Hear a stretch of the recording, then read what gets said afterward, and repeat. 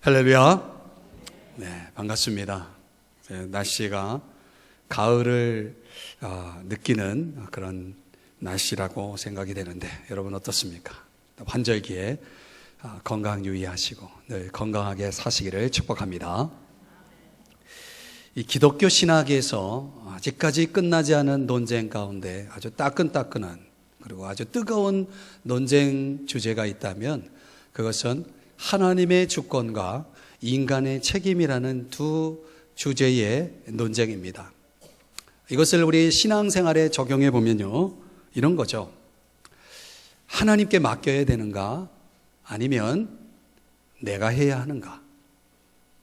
신학으로 말하면 장로교 쪽에 가까운 이 칼빈주의 사상과 거기서 강조하는 건 뭐냐면 모든 일을 하나님이 하신다라고 하는 하나님의 주권을 강조하는 신학입니다. 하나님이 하신다.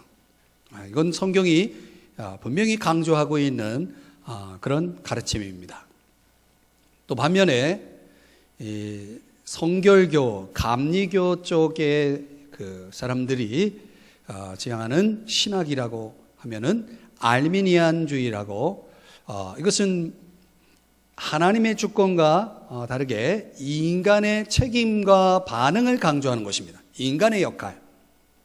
그러니까 사실은 이 두 가지가 뭔가 대립되어 있는 것 같아도 사실 신앙생활 속에서 이 두 가지는 다 필요하죠. 또 엄밀한 의미에서 보면은 성경은 이 두 가지를 동시에 강조한다는 거죠. 그런데 장로교인들은 뭔가 하나님을 강조하고 있고 또 감리교나 성결교는 인간의 역할을 또 강조하고 있다. 어떤 강조점의 차이라고 볼 수가 있겠습니다. 어느 신학교에서 이런 일이 벌어졌어요. 신학적인 논쟁을 이제 하는 겁니다. 칼비니즘과 알미니안주의에 대한 알미니안주의에 대한 이런 논쟁이 벌어졌는데 이제 편을 나누는 겁니다. 너는 칼빈주의, 나는 알미니안주의. 이렇게 해가지고 자기가 선택하도록 했습니다. 그런데 그 중에 한 사람이 선택을 안 하고 가만히 이렇게 망설이고 있는 거예요. 너 빨리 결정해. 너 어느 쪽이야? 이렇게 또 다그치니까 이제 그 학생이 칼빈주의 쪽으로 갔습니다. 너 왜 여기로 왔냐? 그랬더니 아무리 생각해도 칼빈주의가 옳은 것 같아서 내가 왔다. 그랬더니 그 칼빈주의 쪽에 있던 학생들이 하는 말이 너가 선택해서 왔으니까 우리 칼빈주의에 맞지 않아. 하나님이 선택하셔서 왔다고 얘기해야 되는데 너가 선택해서 왔으니까 넌 칼빈주의에 어울리는 사람이 아니야. 가! 딱 그랬단 말이에요. 그럼 어디로 갔겠어요? 알미니안주의 쪽으로 간 거죠. 이제 거기서도 또 그 그룹에 있던 친구들이 하는 얘기가 너 여기 왜 왔냐? 그랬더니 저쪽 애들이 나를 안 받아줘서 내가 어쩔 수 없이 왔다. 그랬더니 그래? 할 수 없이 오는 사람 우린 또 받아들일 수 없어. 자기의 의지를 가지고 선택하는 사람만이 알미니안주의에 합당해. 그리고 넌 여기에 들어올 수 없어. 나가. 딱 그랬단 말이에요. 그럼 이 사람이 어느 쪽으로 갔을까요? 아무 쪽에도 낄 수가 없었다는 얘기예요. 여러분, 우리가 신앙생활을 하면서 이 둘 중에 어느 하나를 선택하는 문제는 그렇게 간단하지가 않습니다. 어떤 문제를 만났을 때 이걸 하나님께 맡겨야 할까? 아니면 내가 무엇을 해야 할까? 종종 우리가 그런 신앙적인 딜레마에 빠질 때가 있습니다. 우리가 신앙생활 하면서 하나님께 맡기고 하나님이 다 하시는 그런 측면에서 서 있다면 우리는 은혜의 삶을 살고 있는 것입니다. 우리에게는 은혜가 필요하죠. 하나님이 해 주셔야 할 일들이, 그런 문제들이 우리 삶 속에 있지 않습니까? 그런데요, 반대로 내가 책임을 다하고 최선을 다해야 할 나의 결단과 선택을 요구하는 것도 있습니다. 이런 문제를 우리는 순종의 문제라고 합니다. 여러분, 은혜는 있는데 순종이 없는 사람이 있고 순종은 있는데 은혜가 없는 사람이 있습니다. 이 모든 것이 사실 신앙생활의 균형이 뭔가 맞지 않는 것입니다. 하나님이 해주신다면 마치 신앙생활은 수동적인 측면을 강조하는 것 같고 내가 무엇을 한다고 한다면 신앙생활의 능동성을 강조하는 듯 하지만 사실은 이 수동적이고 능동적인 것은 같이 동전의 양면처럼 필요한 것이죠. 유진 피터슨이라는 영성학자가 제가 종종 여러분에게 성경을 소개하고 있는 더 메시지를 번역한 그분이 신앙생활은 중간태다 이렇게 얘기했습니다. 이 문법에는요, 우리말 문법에는 수동태도 있고 능동태도 있죠. 그런데 헬라 사람들, 이 헬라어에는 성경의 언어로 보면 중간태라는 게 있어요. 중간태. 수동도 아니고 능동도 아닌. 그런데 약간 수동 쪽에 더 기울어져 있는. 그러니까 이건 무슨 의미냐면 성경의 중간태의 형태로 단어가 사용됐을 때는 이거는 주어가 결과에 상당한 책임과 영향을 미치고 있다라고 볼 때 중간태를 쓴다는 거예요. 문법적으로. 그러니까 우리는 사실은 신앙생활은 유진 피터슨이 이야기한 것처럼 중간태의 신앙생활입니다. 우리가 하는 듯 하지만 사실상 주어인 하나님께서 우리의 삶에 상당 부분 영향을 미치고 있는 그런 모습과 같습니다. 어떤 의미에서 보면 이 두 가지는 우리가 잘 명심하고 적용하면서 살아가야 합니다. 자, 우리는 로마서 9장, 10장, 11장을 계속해서 살펴나가면서 오늘 이 어려운 이 하나님의 주권 사상에 대해서 특별히 이스라엘의 역사를 이야기하면서 그들의 과거, 현재, 미래의 역사를 다루면서 사도 바울은 하나님의 주권 사상을 아주 상세하게 소개해주고 있어요. 이스라엘이라는 나라를 선택하고 또 그런 가운데 이스라엘은 지금 하나님을 떠나 있고 그렇지만 다시 하나님께로 돌아오게 될 이스라엘의 역사를 이제 조명하고 있습니다. 과거, 현재, 미래. 그런데 이 마무리 부분인 11장에서 이 모든 내용을 요약 정리해 주고 있다는 거예요. 자, 1절의 말씀을 한번 보시겠습니다. 1절, 11장 1절. 자, 오늘 아주 집중해서 말씀을 들어주시기 바랍니다. 1절을 보시면요. 그러므로 내가 말하노니 하나님이 자기 백성을 버리셨느냐? 자, 버리셨나요?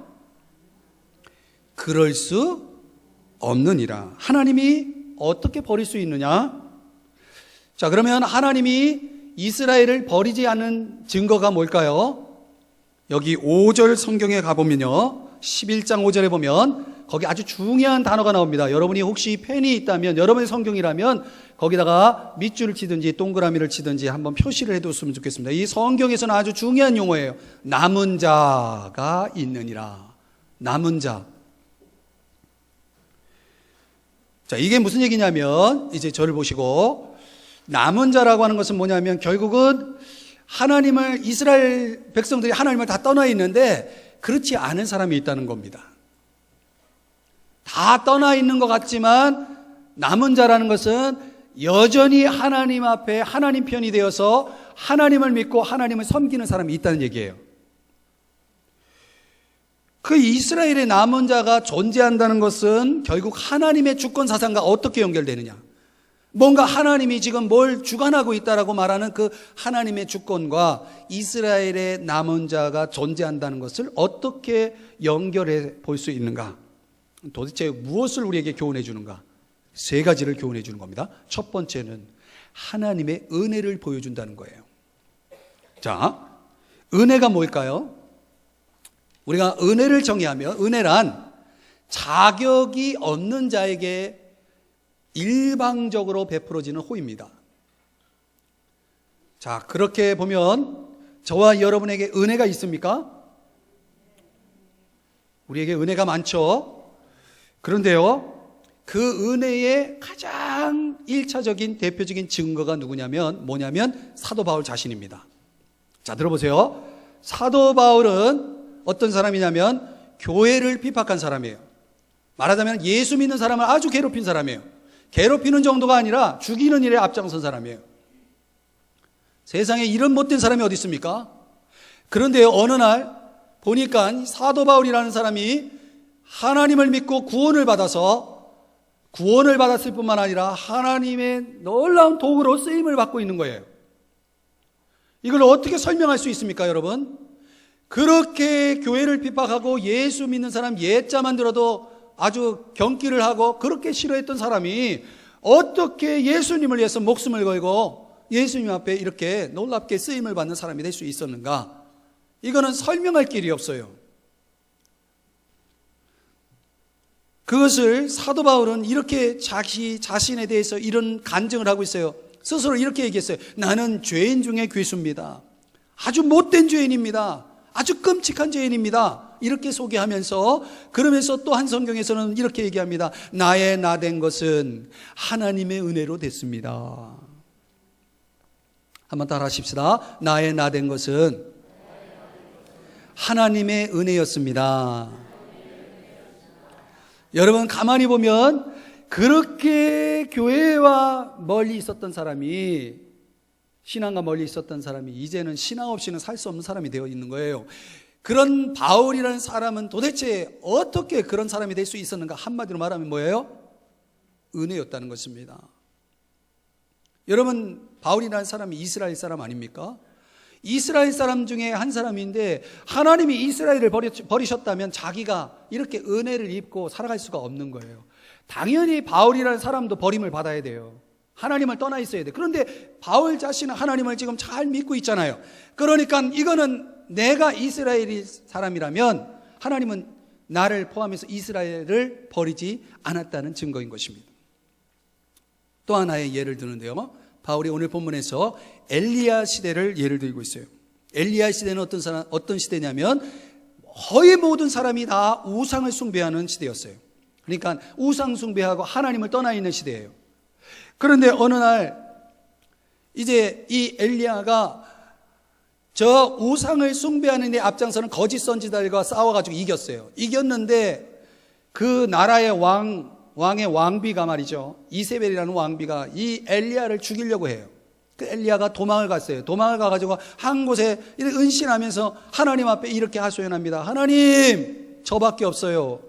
하나님 편에 있는 사람, 하나님을 섬기는 사람 저밖에 없어요. 지금 저의 목숨도 이제 오늘 내일 하고 있어요. 이렇게 하소연하니까 하나님이 이렇게 말씀했어요. 오늘 본문에도 인용되는 얘기입니다. 내가 나를 위해서 저 바알 우상에게 무릎을 꿇지 아니한 자를 7천이나 남겨두어서, 이게 놀랄 일이에요. 지금 엘리야는 자기 혼자밖에 없다고 생각했어요. 나밖에 지금 하나님 섬긴 사람이 없어요. 아무리 눈을 크게 뜨고 봐도 내 주변에 하나님 편에 있는 사람이 없었다. 이렇게 보고 있었는데 하나님은 뭐라고 답했어요? 7천이나 있어. 이거는 대충 어림잡아 7천이죠. 성경의 7이라는 숫자는 완전 숫자거든요. 분명히 충분히 하나님 편에 서 있는, 하나님을 섬기고 하나님께 헌신된 사람이 충분히 있었다라고 하는 것입니다. 그런 엘리야가 그런 사람들을 보지 못했을 뿐이에요. 이것은 무엇을 의미합니까? 엘리야가 생각하는 그 참담한 시대, 하나님을 떠나 있는 시대, 하나님을 무시하는 시대, 그런 시대 속에서도 남은 자가 있었다라고 하는 것은, 이거는 은혜로밖에 설명이 안 되는 것입니다. 만약 그 시대에 은혜가 존재하지 않았다면 엘리야도 얼마 못 버티고 끝났을 거예요. 우리가 엘리야의 이야기를 성경에서 읽어보면 그렇습니다. 그러니까 여러분, 정리해보면 하나님은 어떤 분이세요? 하나님은 은혜의 하나님이십니다. 한번 따라 하십시다. 은혜의 하나님. 자, 5절에 보면은 이렇게 말씀하고 있습니다. 그런즉 이와 같이 지금도 은혜로 택하심을 따라 남은 자가 있느니라. 과거의 은혜가 아니라, 저 몇십 년 전의 은혜가 아니라, 어제의 은혜가 아니라 지금도 은혜가 있는 것입니다. 믿습니까? 이스라엘 가운데 믿음의 백성으로 남아있는 자가 있다는 것은 여전히 하나님의 은혜가 있다. 지금도 그 은혜가 있다. 여러분, 지금도 은혜가 있다는 사실을 믿습니까?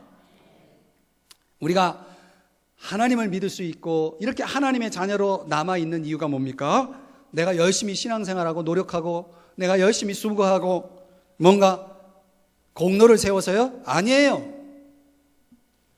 은혜예요. 나의 나 된 것, 하나님의 은혜로 된 것이에요. 그렇게 생각해 보면 은혜가 아닌 것이 있습니까?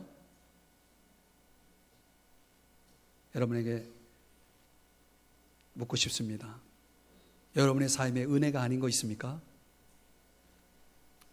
옆 사람에게 슬쩍 얘기해 주실래요? 은혜 때문에 삽니다. 시작. 말로만? 여러분, 우리가 지금도 하나님의 은혜가 역사하고 있다는 것을 아셔야 됩니다. 도저히 자격이 없는 사람에게 여전히 하나님의 은혜가 있다는 사실을 보여주고 있는 거예요. 뭘 통해서? 이스라엘 역사를 통해서. 지금 이스라엘의 남은 자를 통해서 하나님은 여전히 은혜가 유효하다라고 하는 것을 지금 보여주고 있는 것입니다. 두 번째로, 이스라엘의 남은 자의 존재는 하나님의 주권에 대해서 첫째는 하나님의 은혜를 보여주고요. 두 번째는 하나님의 섭리를 보여줍니다. 한번 따라 하십시다. 하나님의 섭리. 이 섭리라는 단어가 굉장히 어려운 단어지만 쉽게 표현하면은 하나님이 당신의 뜻을 위해서, 그분의 뜻을 이루기 위해서 일하시는 방식이에요. 그러니까 하나님의 생각과 우리의 생각이 달라요. 하나님이 계획하고 추진하는 것과 내가 생각하며 밀고 나가는 것과 다를 때가 많아요. 그러니까 그런 차원에서 우리는 하나님이 일하시는 방식에 대해서 좀 오해가 많아요. 자, 이스라엘이라는 나라를 가만히 들여다보면요, 참 어리석고 답답한 구석이 한두 군데가 아니에요. 오늘 성경의 8절 9절의 말씀에 보면은 하나님께서 이스라엘 백성들에게 축복의 밥상을 내줬다고 그랬어요. 여러분, 밥상이 아주 성대한 밥상이, 그 많은 복들이 담긴 밥상이 여러분 안에 차려졌어요. 그러면 그거를 어떻게 해야 되겠습니까? 맛있게 즐겨야 될 거 아니에요. 그런데 이스라엘 백성이 어떻게 했냐? 그 밥상을 차버렸어요. 그러니까 하나님이 이 밥상을 차버려? 싫은 마. 그러고서 그 밥상을 누구에게 가져갔냐면 이방인들에게 가져갔다는 것입니다. 이방인들에게. 이방인들이 누구예요? 이스라엘을 제외한 모든 민족을 이방인이라고 성경은 말하고 있어요. 그러니까 이방인 중에 저와 여러분도 속해 있는 거예요. 그러니까 가만히 보면요, 이스라엘 사람들처럼 하나님이 우리를 위해 차려해 주신 좋은 밥상을, 그 화려한 축복의 밥상을 그냥 차버리는 사람도 있어요. 뿐만 아니라 10절의 말씀으로 가보면요, 거기 그런 표현이 나옵니다. 그들의 등은 항상 굽게. 여기 등이 말이죠. 우리 등을 보세요. 등은 뭐 하는 등이냐면 짐을 이렇게 가지고 가죠. 우리가 등으로 짐을 싣고 가죠. 그런데 등이 굽었다는 것은 뭐냐면 짐이 무겁다는 얘기를 하는 거예요. 이거는 이스라엘 사람들이 죄의 짐이 점점 무거워져 가고 있는 것을 그렇게 보여주는 표현인 것입니다. 그러니까 그만큼 이스라엘 사람들은 어떤 사람들이냐면 하나님으로부터 점점점 멀어지고 있는 거예요. 아니, 하나님은 점점 가까워져야도 좀 현찮을 판에 하나님을 자꾸 더 멀리 하는 거예요. 그러면 여러분, 그렇게 멀어지면 멀어질수록 하나님은 어떤 생각 가질까요? 그래, 이제 끝이다 하고 포기하실까요? 11절로 가보십니다. 11장 11절. 하나님이 포기하셨나요? 그러므로 내가 말하노니 그들이 넘어지기까지 실족하였느냐? 그럴 수 없느니라. 하나님 포기하셨느냐? 그럴 수 없다. 여러분, 이스라엘 백성이 그렇게 하나님을 싫어하고요, 하나님을 거부해요. 여러분, 누가 여러분을 싫어해요? 그러면 그 사람에게 가고 싶어요? 그 사람 같이 있고 싶어요?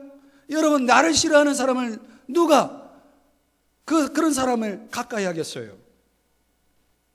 하나님을 그렇게 싫어하는데, 그렇게 불순종하고 그렇게 멀리하는데, 이 정도면 하나님 포기할 만도 한데, 하나님은요 그걸 포기하지 않고 오히려 다른 구상을 갖고 계셨어요. 그들을 포기하기 전에, 그들을 포기하기보다는 뭔가 이런 기회를 통해서 뭔가 하시고 있는 거예요. 그걸 섭리라고 말하는 거예요. 어떤 일을 하셨냐면, 그래, 내가 차려준 밥상을 마다했어, 싫어했어. 그러면 이 밥상을 쟤한테 줘야지. 그러고서 가져다 준 거예요. 제가 누구냐면 이방인들이에요. 그러니까 하나님께서는 이방인들에게 기회를 주신 거예요. 구원을 얻을 수 있는 기회를 주셨다는 거예요. 그런데 이방인들이 하나님의 구원을 받고 막 축복의 밥상을 막 즐기고 있는 모습을 이스라엘 사람들이 보면서 뭘 하냐면 시기하기 시작해요. 14절에 보면은 내 권력을 아무쪼록 시기하게 하여. 우리가 어린애 길들일 때 그렇게 하잖아요. 밥을 뭐 맛있는 걸 주려고 그러는데 안 먹어? 그러면 그래 다른 애 줄게. 그러면 냉큼 그거를 가져가서 자기가 먹잖아요. 그런 거 해보셨어요? 예, 잘하시네요. 하나님이 그 작전을 쓰신 거예요. 하나님이 그런 지금 계획을 말이죠 쫙 추진해 나가는 거예요. 내가 너희들을 위해서 이렇게 귀한 축복의 밥상을 마련해놨는데 이걸 차버려? 그렇다면 쟤한테 줄 거야.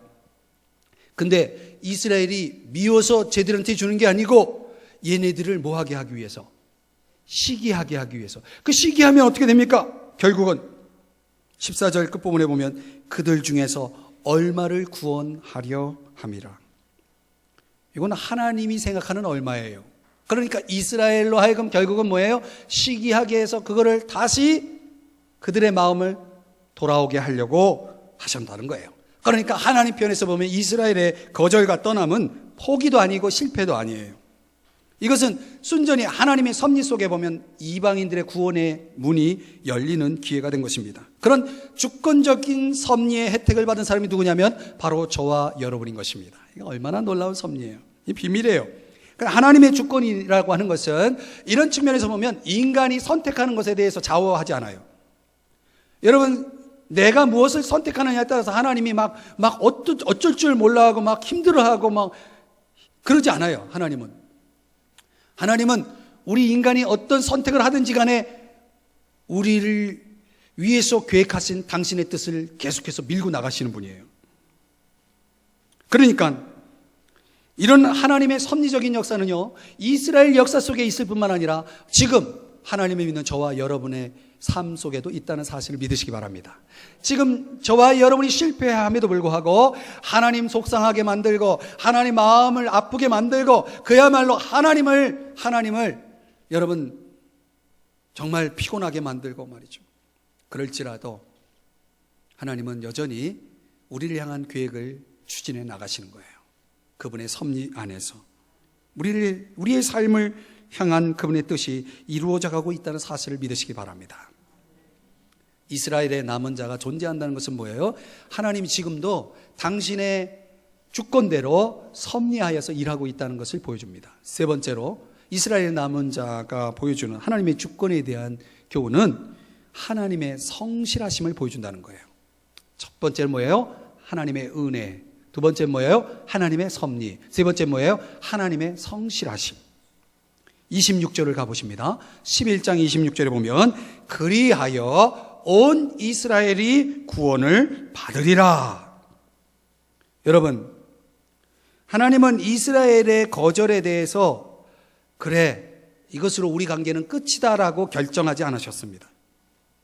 오히려 그들을 마침내 온 이스라엘을 구원하는 그런 계획을 추진해 나가셨어요. 여러분 잘 들어보시면 민족적으로요, 이 구절을 적용해 보면 이스라엘 나라가 민족적으로 하나님 앞에 돌아오는, 국가적으로 하나님 앞에 돌아오는 부흥이 일어날 것을 이야기하고 있어요. 이거는 앞으로 미래의 역사입니다. 그들이 주님 앞에 돌아오는 시점이 언제일까요? 언젠가는 그들이 하나님 앞에 돌아올 것이라고 분명히 말하고 있어요. 그러면 그때가 언제일까요? 약간의 힌트가 오늘 본문에 나옵니다. 25절로 가십니다. 11장 25절. 11장 25절 보시면 거기 이런 표현이 나옵니다. 이방인의 충만한 수가 들어오기까지. 자, 그러니까 지금 이스라엘을 제외한 모든 열방, 모든 민족의 이방인들이 하나님을 믿는 구원의 그 은총 안으로 들어오는 수를 하나님이 지금 제국에 치시다는 거예요. 하나님이 보시는 충만한 수예요. 여러분 저를 보실래요? 하나님은 모든 사람이 구원을 받고 진리를 아는 데 이르기를 원하시는 분이에요. 믿습니까? 그러나 하나님이 그렇게 축복의 밥상을 차려주고 모든 사람이 구원을 받을 수 있도록 기회를 주시지만, 그렇다고 모든 사람이 하나님의 그 제안을, 축복의 밥상을 즐거이 받아들이지는 않는다는 거예요. 그런 면에서 충만한 수예요. 하나님은 모든 사람이 들어오기까지 기다리신다고 말씀하고 있지 않고 충만한 수, 이것은 하나님이 정한 시간입니다. 이것은 일종의 비밀이에요. 어느 누구도 그 시점을 예측할 수는 없어요. 중요한 것은 하나님이 아직까지는 이방인인 저와 여러분처럼 이방인들이 구원을 얻을 문을 열어놓고 있다는 거예요. 그 수에 들어올 수 있는 기회를 주고 있다는 거예요. 그런데요, 죄송하지만 어느 시점에서 하나님께서 그 수를 찼다라고 생각하면 문을 닫아버리는 거예요. 그때부터는 이방인에 있어서 구원을 얻을 기회가 없는 것입니다. 만약 그날이 오늘이라면 오늘 안에 우리는 믿어야 됩니다. 오늘 안에 주님을 만나야 됩니다, 여러분. 그런데 여러분, 언제인지를 우리가 어떻게 알아요? 나는 내년에 할 거야. 난 조금 나이 먹고 한 10년 후에. 여러분, 신앙생활도요, 일찍 하는 게 좋아요. 노는 것도 젊어서 놀라고 그랬죠? 왜 그래요? 놀 힘이 있어야지. 어르신들한테는 죄송하지만 우리 어르신들이 그렇게 교훈해 주시잖아요. 신앙생활도 때가 있는 거예요. 지금이 가장 좋은 때예요. 뭘 망설여요? 뭘 고민해요? 지금보다 더 나은 때가 어디 있어요? 하나님이 지금 기회를 주시는 것은요, 우리가 예뻐서가 아니에요. 하나님이 오래 참으시는 거예요. 베드로후서 3장 9절에 보면 오래 참으신다고 그랬어요. 왜냐하면 한 사람이라도 좀 더 구원받게 하려고 하나님은 빨리 심판하실 수 있어요. 이 지긋지긋한 악으로 가득 차 있는 세상을 하나님이 왜 참고 계셔요? 그냥 심판하면 끝날 걸. 여전히 구원받아야 될 사람이 있는 거예요. 여전히 그분의 구원의 자리로 나와야 될 사람이 있는 거예요. 바로 나 때문에 지금 하나님이 지금 그 시간을 딜레이하고 있는 거예요. 어쩌면 우리 가족 때문에, 어쩌면 우리 이웃 친척 때문에, 그 누구 때문에 지금 하나님이 그 시간을 지금 계속해서 딜레이 해주고 있는 거예요. 이거는 우리 편에서는 유리해요. 사랑하는 여러분, 다시 한번 보면요, 하나님의 초점은 다시 이스라엘로 갈 거예요. 그러면 이렇게 보면 복음의 시작은 예루살렘에서 시작됐어요. 예루살렘 초대교회에서 복음이 선포되기 시작하고, 그 복음이 이제 유대로, 사마리아로, 그러면서 여러 곳으로 퍼져나갔습니다. 그래서 그 복음이 저 영국으로, 미국으로, 그리고 대한민국으로 들어왔는데, 지금은 중국에서 다시 중동 쪽으로 실크로드를 타고 계속해서 복음이 다시 어디로 가고 있냐면 예루살렘으로 다시 돌아가고 있다는 거예요. 여러분은 모르시겠지만, 관심이 없겠지만, 지금 저 디아스포라라고 소위 말하는 흩어진 이스라엘 사람들 가운데 예수님을 믿는 자리로 들어오는 사람들, 예수님을 믿게 되는 사람들이 지금 점점 많아지고 있다는 거예요. 그리고 그들은 지금 다 어디로 지금 향해 가고 있냐면 그들의 본토인 이스라엘, 팔레스틴 땅으로 가고 있다는 거예요. 이건 뭘 보여주냐면, 이제 하나님의 이런 역사들을, 이제 그런 하나님의 시간표에 의해서 뭔가 지금 역사가 돌아가고 있는 것을 우리에게 감지하도록 보여주고 있는 거예요. 언젠가는 이스라엘은 회복될 것입니다. 이거는 성경의 약속이에요. 그리고 하나님의 약속이에요. 하나님의 약속은 어떻습니까? 하나님은 성실하신 분이기 때문에 그 약속을 반드시 지키시는 분이에요. 하나님의 그 주권적인 성실함은 우리의 삶에도 동일하게 드러날 것입니다. 지금 하나님께서 저와 여러분을 위해서 약속하신 것들은 반드시 이루어질 거예요. 왜? 무엇을 통해, 무엇을 근거로? 이스라엘의 역사를 보면 알아요. 이렇게 보면요, 오늘 본문 11장 36절에 말씀하는 것처럼 모든 것이 그분에게서 시작되고 그분을 통해 일어나고 그분에게로 돌아가고 있는 거예요. 그분으로 마치는 거예요. 시작과 끝이, 그리고 그 과정이 다 뭐예요? 하나님의 손에 있는 거예요. 인류의 역사는 결국은 하나님의 손에 달려있다는 사실을 여러분 깨달으시기를 바랍니다. 그렇다면 여러분, 우리가 이스라엘이라는 역사를 보면요, 결국은 하나님은 살아계실 수밖에 없는 거예요.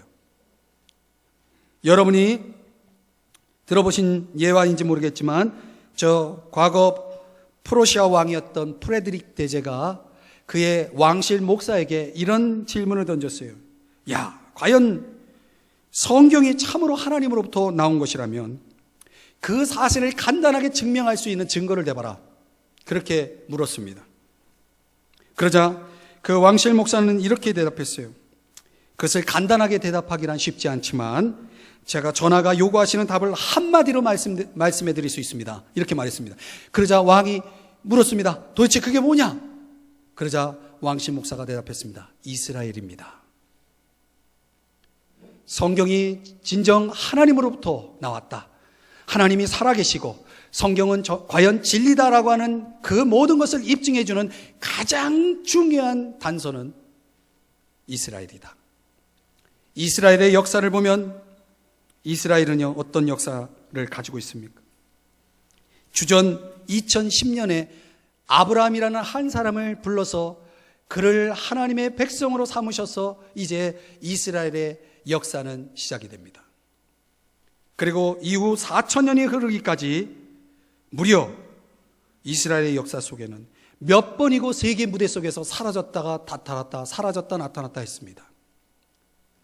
인류 저 많은 수많은 민족 가운데 이스라엘 같은 그런 나라는 없습니다.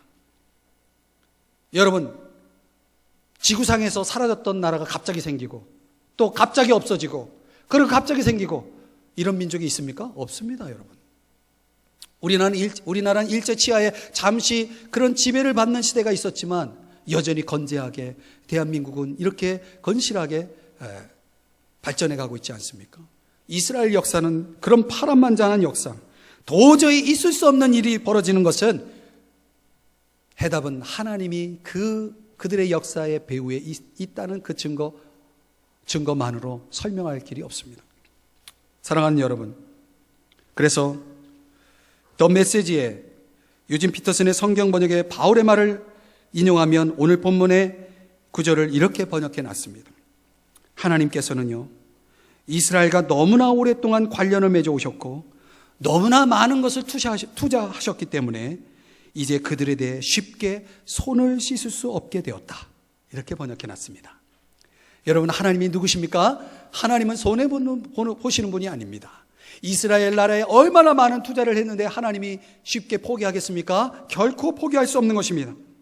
그런 차원에서 오늘 우리는 이스라엘의 역사를 깊이 들여다볼 필요가 있습니다. 그들의 역사가 우리에게 던지는 교훈이 있기 때문에 그렇습니다. 고린도전서 10장 11절의 말씀에 보면 그들은 우리의 본보기고 또 그들은 우리를 말세를 만난 우리를 깨우치기 위해 존재하는 그런 역사를 가지고 있다라고 말씀하고 있습니다.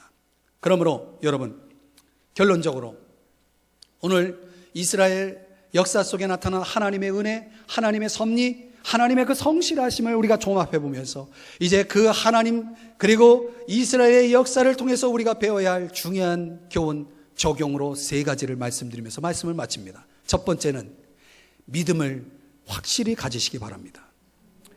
여러분, 이스라엘 나라가 왜 하나님 앞에서 꺾여 있고 그들이 지금 메말라 아무런 쓸모없는 가지가 되었는지, 버림받은 가지가 되었는지, 여러분, 오늘 성경은 이렇게 말합니다. 그들이 믿지 아니함으로. 여러분, 우리가 제대로 주님을 믿고 있습니까? 그들은 그들에게 차려진 밥상을 차버린 사람입니다. 뭐 때문입니까? 밥상 때문에 차버렸습니다. 사실은 하나님이 그들 손에 쥐어진 그 축복이 그들로 하여금 교만하게 만들었고 결과적으로는 하나님을 차버리게 했습니다. 여러분, 하나님이 주시어서 누리는 분복이 오히려 불행의 길로 빠지는 그런 덫이 될 수 있다는 사실을 기억하셔야 됩니다. 여러분, 밥상은 건강을 줘야 됩니다. 우리에게 건강을 가져와야 됩니다. 그런데 밥상이 병을 가지고 와요. 있을 수 있습니까? 예, 그런 일이 이스라엘 나라에 지금 벌어지고 있는 것입니다. 이유는 간단합니다. 그들이 예수 그리스도를 믿지 아니하였기 때문에 그렇습니다. 오늘 우리가 하나님을 대충 믿고 그저 이 땅에서 축복받고 그렇게 살면 되는 거 아니냐라고 생각할지 모르겠지만 여러분, 그렇게 간단한 문제가 아닙니다. 이스라엘이 그렇게 대충 믿다가 꺾였습니다. 그렇다면 오늘 저와 여러분의 믿음이 과연 하나님으로부터 주어진 축복이 더 하나님을 믿게 하고 더 하나님을 의지하게 하고 있는지를 여러분 살펴봐야 합니다. 믿음을 확실히 갖지 않는다면 결과적으로는 우리는 나의 편리와 나의 이기적인 욕심을 위해 신앙을 이용할 뿐이고 결과적으로는 하나님으로부터 꺾이고 말 것입니다. 그러므로 오늘 예수 그리스도가 저와 여러분의 신앙과 삶의 중심축이 되어야 합니다. 그분이 우리 안에서 사셔야 됩니다. 그분이 우리의 삶의 주인이 되셔야 됩니다. 그분이 저와 여러분의 삶에 있어서 주인 대접을 받아야 하는 것입니다. 그것이 참된 믿음이고, 그런 확실한 믿음이 없이는 오늘도 어쩌면 어떤 사람들은 이스라엘이 꺾인 것처럼, 그 나무에서 가지가 꺾인 것처럼 꺾여 있을지 모릅니다. 조심하십시오. 그들이 꺾였다면 하물며 우리야 얼마나 꺾이겠습니까? 이스라엘의 역사가 보여줍니다. 두 번째는 결코 교만하지 말라는 것입니다. 결코 교만하지 말라는 것입니다. 교만이라는 게 뭡니까? 교만은 내가 하나님인 양 살아가는 것입니다. 내가 하나님인 척하는 것입니다. 내가 마치 하나님의 자리에 앉아있는 것처럼 뽐내고 있는 것입니다. 하나님이 하지 말라는 것을 하는 것입니다. 하나님의 영광을 가로채는 것입니다. 하나님을 의지하지 않는 것입니다. 이 모든 것은 교만입니다. 오늘 성경에 높은 마음을 품지 말고 도리어 두려워하라 라고 말씀을 하고 있습니다. 여러분, 하나님의 속성을 오해하지 마십시오. 하나님은 온화하신 분이고 아주 인자하신 분입니다. 그러나 동시에 아주 가차없이 엄히하신 분입니다. 아주 엄격한 분이에요. 여러분, 하나님이 온화하심을 믿고 방자하게 굴어서는 안 됩니다. 하나님을 결코 가볍게 여겨서도 아닙니다. 여러분, 요즘 우리 시대에 하나님을 너무나 가볍게 다루는 사람들을 종종 봅니다. 그렇게 말하는 사람, 그렇게 하나님을 향해서 대하는 사람들, 여러분, 하나님이 그들 앞에, 그들의 삶 속에 하나님의 엄미하심이 나타난다면 어떤 일이 벌어지겠습니까? 바로 그것이 이스라엘 역사가 보여주는 것입니다. 가지들 향해서 자랑할 것도 아닙니다. 자, 봐라, 저들은 꺾였지만 나는 믿고 있지 않냐? 나는 붙어 있지 않냐? 천만의 말씀이에요. 이것은 순전히 하나님께서 은혜를 주셨기 때문에 그런 것뿐이에요. 우리는 겸손하게 항상 의존해야 돼요. 나는 지금 잘 믿고 있으니까, 나는 정말 신앙생활이 잘 되고 있으니까. 아니에요. 어느 한순간에 무너질 수 있는 거예요. 그러니까 한시도 우리는 긴장을 놓쳐서는 안 돼요. 놓아서는 안 돼요. 계속해서 그분을 의존하고 그분에게 붙어 있어야 하는 것입니다. 그게 겸손이고 그게 우리가 살아남는 방법이에요. 그게 우리가 이 가을에 열매 맺는 방법이에요. 여러분, 인생에도 가을이 있어요. 인생의 겨울은 우리가 하나님 앞에 서는 순간이에요. 그러나 그 겨울 앞에 가을이 있다는 걸 잊지 마세요. 그 가을은 뭡니까? 열매의 가을입니다. 열매 맺는 가을. 하나님을 위해서 뭔가 해드릴 수 있는 그런 인생의 가을을 그냥 보내고 있지 않습니까? 오늘 우리가 주님께 얼마나 잘 붙어 있느냐, 그 뿌리로부터 얼마나 충분한 은혜의 양분을 빨아들이고 있느냐에 따라서 오늘 가진 우리의 삶 속에 열매가 어떻게 맺어져 있는가가 결정되어 있을 거예요. 그런데 이 인생의 가을을 살아가는 우리들에게 정말 아무런 열매가 없다면 이거는 참으로 부끄러운 일이고 있을 수 없는 얘기인 것입니다. 사랑하는 여러분, 우리 자신에 대한 신뢰를 버리시고 하나님에 대한 신뢰를 기르셔야 합니다.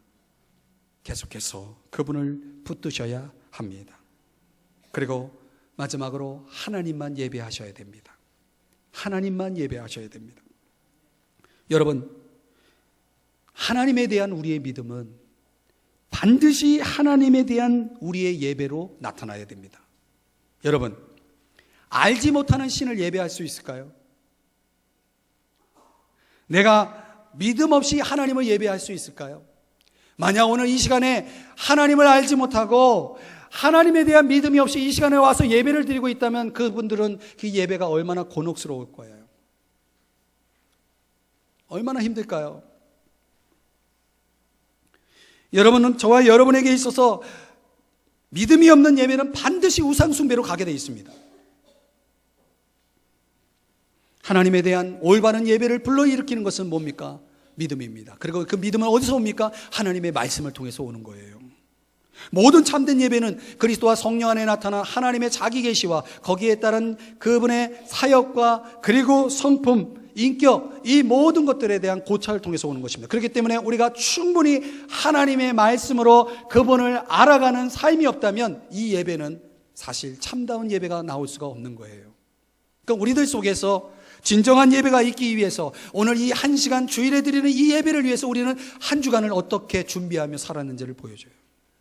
오늘 이 예배가 정말 살아계신 하나님을 만나는 뜨거운 예배가 되었다면 여러분의 6일 동안의 삶은 하나님을 알기 위한 진지한 탐구와 구도자의 삶이 있었을 거예요. 매일매일 말씀을 묵상하고 그 말씀 속에서 말씀을 가지고 살아보고, 그래서 과연 하나님은 은혜로우시고 성실하시고 내 삶을 섭리하고 있구나라는 사실을 분명히 확인했을 때 오늘 이 감격적인 이 시간의 예배가 여러분 얼마나 아름답게 드려질까를 상상해 보세요. 주중에 아무런 일도 없이 오늘 밋밋하게 주님 앞에 나와서 이 시간 하나님을 예배하고 있다면 오늘 이 예배가 얼마나 지루하겠습니까? 만물은 주에게서 나오고 주로 말미암고 주에게로 돌아가는 것입니다. 시작이 그분이고 과정도 그분이고 마지막도 그분인 것입니다. 그러니 우리가 그분을 예배하는 것은 참으로 마땅한 일입니다. 여러분, 그렇다면 한평생 내 인생을 살면서 내가 그분에게서 나왔고 그분으로 말미암아 지금 모든 일이 이루어지고 있다면, 그래서 내가 그분에게 돌아간다면 내 인생 하나님이 나를 변화시켜서 나를 써주셔서 과연 하나님의 영광을 받으시는 그런 삶이 되기를 갈망하고 소망하고 있지 않습니까? 그런 기대가 없으십니까? 하나님, 나를 주장하시고 나를 인도하시고 나를 써주십시오라고 그런 기도가 절로 나오지 않습니까? 오늘 저와 여러분에게 이스라엘의 역사, 이스라엘의 남은 자의 존재가 하나님에 대해서 또 우리에게 어떤 교훈을 던져 주었습니까? 저는 오늘 이 어려운 로마서 11장을 여러분에게 해석하고 또 말씀을 설교하면서 오늘 이런 간절한 소망이 있습니다. 오늘 저와 여러분의 인생 속에서 장차 우리의 인생의 겨울이 찾아와서 주님 앞에 섰을 때에 내 인생의 과정 속에서 과연 하나님이 나를 이렇게 사용하시고 하나님이 나를 이렇게 써주신 것에 대해서 감사하면서 하나님 앞에 찬양을 드릴 수 있는 그런 성도님들이 되었으면 좋겠다, 이런 소망을 갖게 됩니다. 하나님은 살아계십니다. 그 나의 믿음과 상관없이 하나님은 살아계십니다. 그리고 그 사실을 믿고 그 사실을 분명히 확신하고 경험하고 있는 사람들에게 있어서는 하나님이 놀랍게 쓰실 것이고, 그리고 그분을 통해서 하나님의 영광이 크게 나타날 것입니다. 사랑하는 여러분, 오늘 이 1시간의 예배가 여러분의 예배의 전부가 아니기를 소망합니다. 여러분의 주중에 하나님을 향한 예배가 살아있기를 바랍니다. 하나님의 말씀이 여러분의 삶에, 여러분의 귀에, 여러분의 영혼에 계속해서 선포되어지고 들려지는 삶이 되어지기를 바랍니다. 그래서 우리 교회의 여러 가지 말씀에 대한 묵상과 나눔의 시간들을 여러분 적극적으로 활용해 주시고, 또 그러면서 이 예배 캠페인이라는 우리 교회의 좋은 또 운동을 통해서 여러분의 신앙을 다시 한번 일깨우고 여러분의 자녀를 다시 한번 일깨우는 그런 축복의 역사가 일어나기를 주님의 이름으로 간절히 부탁을 드립니다. 기도하겠습니다. 사랑하시는 주님, 오늘 참으로 성령께서 도와주시지 아니하면 참으로 어려운 이 말씀을, 로마서 11장 말씀을 주님 최선을 다해서 나누었습니다. 주님께서 이 시간도 성령으로 역사하셔서 과연 하나님이 은혜가 무엇이고 하나님의 섭리, 하나님의 성실하심이었다 함을 우리가 이스라엘의 역사 속에서 보는 것처럼 우리의 삶에도 확인할 수 있고 깨달을 수 있게 하여 주시고, 이제 하나님 앞에 믿음을 확고히 하고 교만하지 아니하고 겸손하게 하나님을 의지하면서 날마다 하나님의 그 손길 속에서 하나님을 찬양하고 예배하며 살아가는 우리 모든 성도들이 될 수 있도록 주님 역사에 주시옵소서. 예수님의 이름으로 기도 올려옵나이다. 아멘. 오늘 말씀을 여러분의 삶에 잘 적용하시기를 바랍니다. 오늘도 말씀을 생각하면서 이렇게 좌우 앞뒤에 계신 분들과 인사를 나눴으면 좋겠습니다. 하나님의 은혜 덕분에 삽니다. 시작. 하나님의 은혜 덕분에 삽니다. 그리고 또 한 번 인사합니다. 감사하며 사십시다. 시작. 네, 오늘도 저희 교회 나오신 여러분들을 주님의 이름으로 환영하고 축복합니다. 오늘도 교회에 대한 여러 가지 도움이 필요하신 분들이 있으면 1층에 안내석에 가셔서 여러분 도움을 요청하시면 친절히 안내해 드리도록 하겠습니다. 근데 우리 교회가 가지고 있는 또 이렇게 특징이라고 하면 특징인데요. 뭐 등록이나 또는 여러 가지 어떤 신방 이런 것들을 이렇게 굉장히 이렇게 좀 자율적으로 또 여러분들의 의사를 생각을 존중하는 의미에서 그런 방침을 가지고 교회가 운영되고 있습니다. 어떤 분들은 그런 거에 대해서 좀 오해가 있는 분이